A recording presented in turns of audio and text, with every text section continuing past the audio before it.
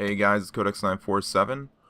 Welcome back to more Let's Play Singularity. In the last episode, we went through the gas processing facility here at Katorga 12 on our way to the cooker, so we can go ahead and recharge the E99 bomb. And in this episode, we are going to hopefully finally make it to the cooker, and so we'll be one step closer to finishing our objective here and fixing the timeline. But anyway, starting off here, we're being shot at by Demichev's men, who just now noticed us because we walked past the window. But see if we can take them out from this distance. So, yeah. I don't know if, I think I might have mentioned this in a previous thing, but I feel like at one point there were better weapon upgrades, like you could upgrade the secondary effects of it.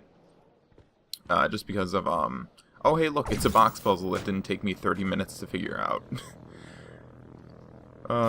But anyway, I feel like there were, like weapon upgrades that you could do, that upgraded like the specific effects for each weapon, so like the sniper rifle would have had a longer time dilation and such.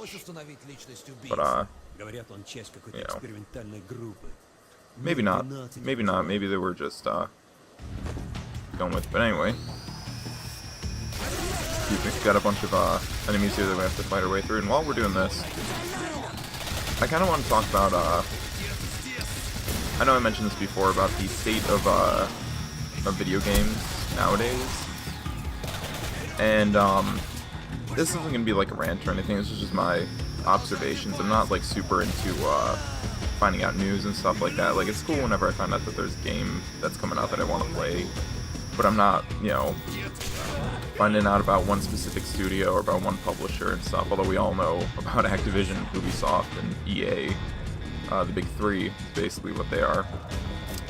But I feel like we're past a golden age, you know, like that time when the majority of games were good, or at least were felt completed. You know, I feel like that time was PS2, Xbox, GameCube era, to early Xbox 360, PS3, and Wii things. Maybe it extends as far back as N64 and PS1 era, but at the same time, when I stop and I think about it, I'm like, you know, I don't remember much about that time. I was born in '94, so I remember predominantly the PS2 era, because that's when I was like really grown up. But it bothers me that back then, I guess, like game cartridges and stuff, there wasn't like a specific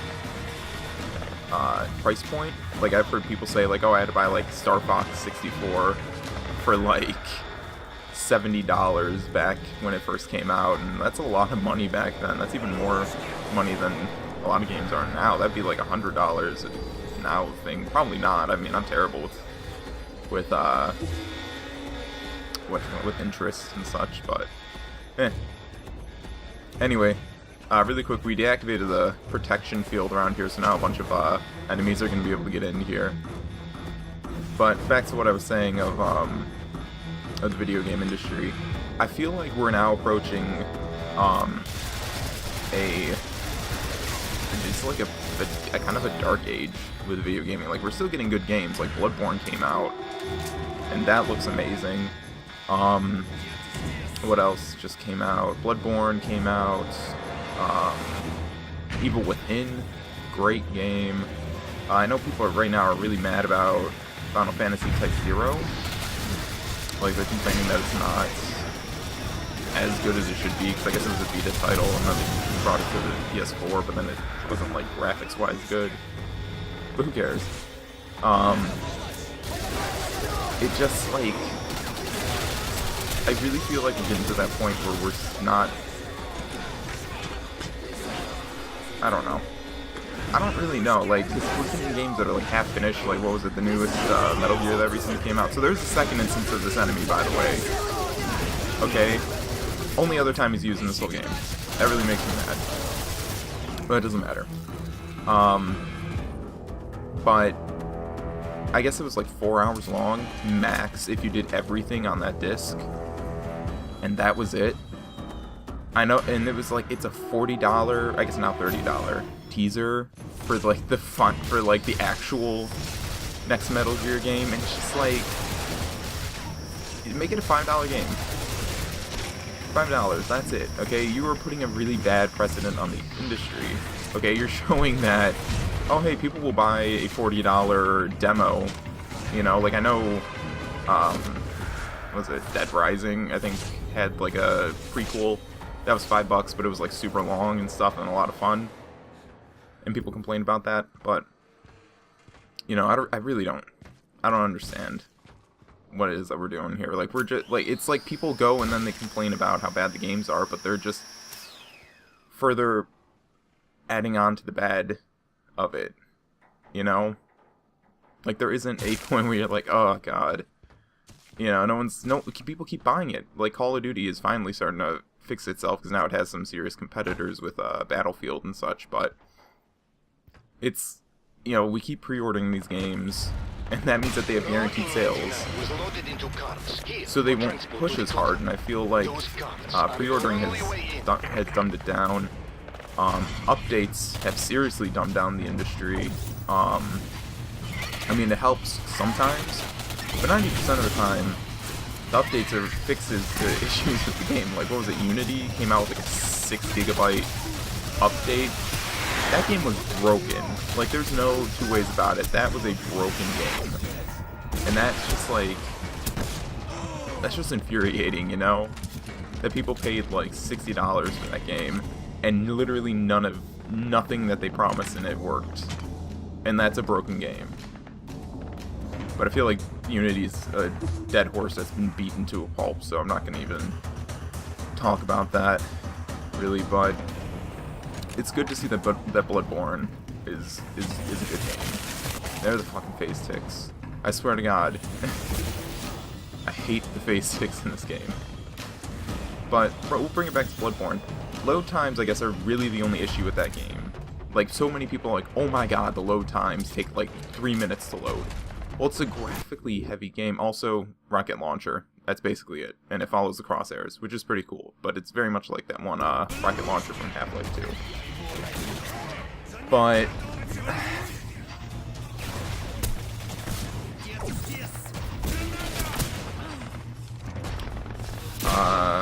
what was I gonna say? But damn it, there goes the train of thought. It's been derailed. So many people died in the accident.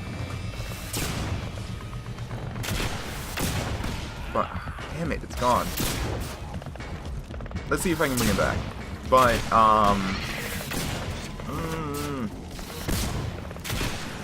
yeah, so Bloodborne. Okay, yeah, we were talking about Bloodborne. Like, if that's really the biggest issue with the game, one, it's a graphically impressive game.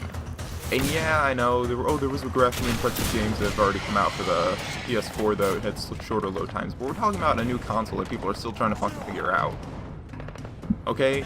And if you get an amazing game that literally only has load time when you go to a new area, and that's it, that's impressive. Okay, and those areas look huge. I haven't played it myself personally because I don't have a PS4 yet.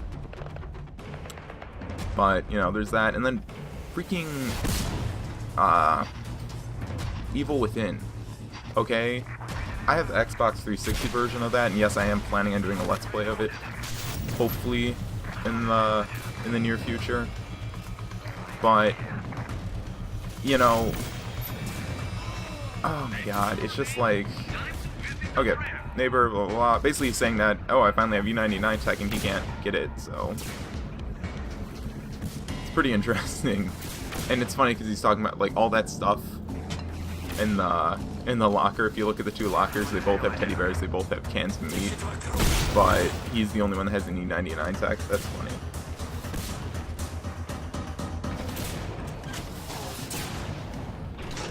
Okay. So, this is where you'll see that these guys have a weak spot in their back, if you're able to find the kid in the back. See, like, that guy died instantly. But, yeah, so, the video game industry is just, it's getting bad. It's gonna be bad. And the reason why it's gonna be bad is because we're not standing up for ourselves. We're not, you know, we're showing them that, oh my god, this game is half finished, but I will still buy it. Like, I don't want to pre-order a game based on E3 demo. Okay, I'm not even gonna pre-order a game. And pre-ordering a game really has no incentive anymore. You know, like, what was it? For the past, I don't know how often, the last game I pre-ordered was Black Ops 2. And I pre-ordered it because they had Nuketown 2027, and I was like, oh my god, I love Nuketown, I want to play that. So I pre-ordered it and got Nuketown 2027, and that was awesome. But then I found out that, oh, if you just bought the game within like the first, basically month, you got Nuketown 2027, and I'm like, wait a minute. Then what's the incentive of buying that? A lanyard that you could get if you pre-ordered it after Nuketown 2027? Ugh, it makes me mad, because now, like, a lot of the pre-order bonuses are either available after the fact, just because you got the game, or it's, you know, or they're just not that great. Like, what was it, Advanced Warfare has the Day Zero edition, where you get the game a whole day earlier than Day 1, and you get to play it, and that just makes that the Day 1, because everybody pre-ordered that game. So much E99 was processed there. But I went to GameStop for Christmas, and I got a brand new copy of the Day Zero edition.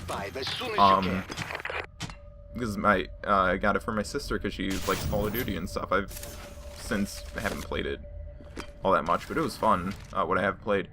But I went there at the beginning of December. Okay, this is like a full month after it's been released, and they still had a whole wall of Day Zero copies with all the stuff in it, and that's just, you know, that's just infuriating. Also, by the way, this is what happens if you age these guys. I've never aged one before, so it's kind of cool that I'm seeing all this stuff for the first time, but you know, like, but back to what I was saying, no pre-order incentives. Games are being charged for an astronomical amount of money. Now might even be getting into paid demos. Don't even get me started with Resident Evil Revelations 2. I played the demo for that, and it was just like, it wasn't even Resident Evil at that point, you know. But anyway, we've made it to the cooker, everybody. You should be seeing a rift by now. But okay. Use it to find the activation code. We'll need to recharge the E99 bomb. Dr. Petrov keeps it in his office. Okay, so we gotta go find Dr. Petrov's office and get his activation code. All while stuff is falling apart around us. Awesome. Well, anyway. I can hear screams of people. I don't know if those are people that worked here, or if those are the abominations that are now them. Anyway, let's just go around here. Go up here. So, back to what I was saying, is it bothers me how the video game industry is now. And there was a time in which the video game industry almost ceased to exist. Because they were charging astronomical amount of money for games. The games weren't good. And I'm afraid we're getting to that point again. But anyway, I'm Codex947. Subscribe if you like the videos. And I will see you guys next time.